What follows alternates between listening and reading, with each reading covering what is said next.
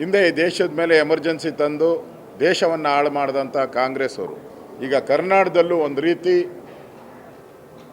Emergency court ಆವರಣದಲ್ಲೇ ಯಾರು ಸತ್ಯಕ್ಕೋಸ್ಕರ ಹೋರಾಟ ಮಾಡ್ತಾಯಿದ್ರು, ನ್ಯಾಯಕ್ಕೋಸ್ಕರ ಹೋರಾಟ ಮಾಡ್ತಾಯಿದ್ರು.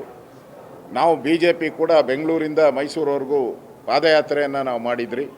ಅದಾದಮೇಲೆ ಸಾವಿರಾರು ಕೋಟಿ ಬೆಲೆ ಬಾಳ್ತಕ್ಕಂಥ 14 ಸೈಟ್ಗಳನ್ನು ಕೂಡ ವಾಪಸ್ ಸರ್ಕಾರಕ್ಕೆ ಬಂದಿದೆ. ED ಅವರು ಕೂಡ ಸುಮಾರು 300 ಕೋಟಿಗೂ ಹೆಚ್ಚು ಹಣವನ್ನು ಸೀಸ್ ಮಾಡಿದ್ದಾರೆ. ಸಾವಿರಾರು ಸೈಟ್ಗಳನ್ನು ಸೀಸ್ ಮಾಡ್ತಾ ಇದ್ದಾರೆ. ಈಗ ಅಂದರೆ ಸರ್ಕಾರದ ಬೊಕ್ಕಸಕ್ಕೆ ಸಾವಿರಾರು ಕೋಟಿ ರೂಪಾಯಿ ವಾಪಸ್ ಬಂದಿದೆ. ಇದಕ್ಕೆ ಮೂಲ ಕಾರಣ ಅಂದರೆ ಸ್ನೇಹಮಯಿ ಕೃಷ್ಣ ಅವರು ಫಸ್ಟು ಕೇಸಲ್ಲಿ ದಾಖಲು ಮಾಡಿದ್ರು.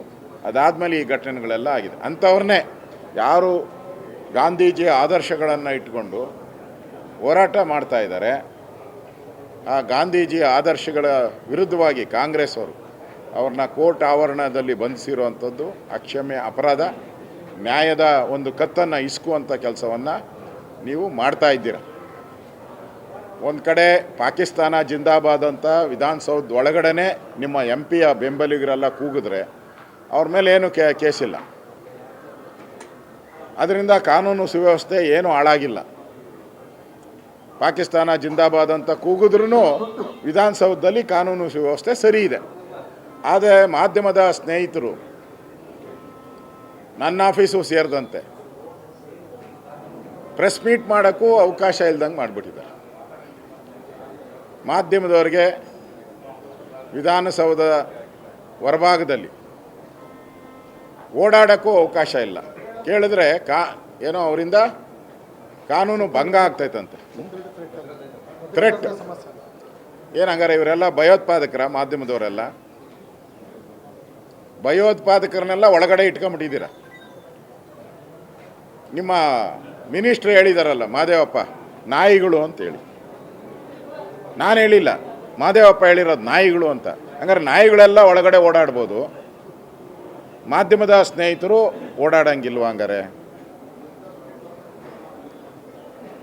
ಮುಖ್ಯಮಂತ್ರಿಗಳು ಕೂಡ ಒಂದು ರೀತಿ ದುರಾಂಕಾರದ ರೀತಿಯಲ್ಲಿ ಈ ಘಟನೆ ಬಗ್ಗೆ ಮಾತಾಡಿರೋವಂಥದ್ದನ್ನು ನಾನು ಕೇಳಿದ್ದೀನಿ. ಇದು ಒಳ್ಳೆ ಬೆಳವಣಿಗೆ ಅಲ್ಲ. ಈ ಸರ್ಕಾರ ಗ್ಯಾರಂಟಿ ಇರಲ್ಲ. ಜನ ತೀರ್ಮಾನ ಮಾಡಿಬಿಟ್ಟವ್ರು 3 ವರ್ಷದಲ್ಲಿ 3 ನಾಮ ಹಾಕ್ಬಿಟ್ಟಿದ್ದಾರೆ. 3 ವರ್ಷದಲ್ಲಿ 3 ನಾಮ ಹಾಕಿರೋ ಸರ್ಕಾರ ಇದು.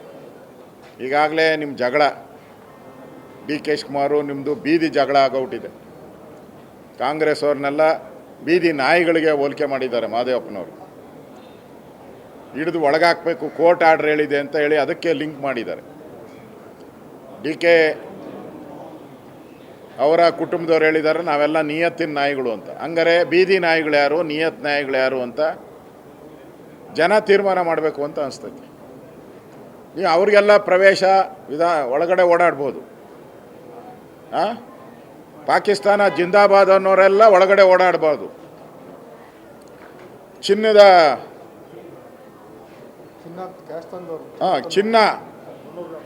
300 ಗ್ರಾಮ್ ಚಿನ್ನ ತಂದವರು ಒಳಗಡೆ ಓಡಾಡ್ಬೋದು.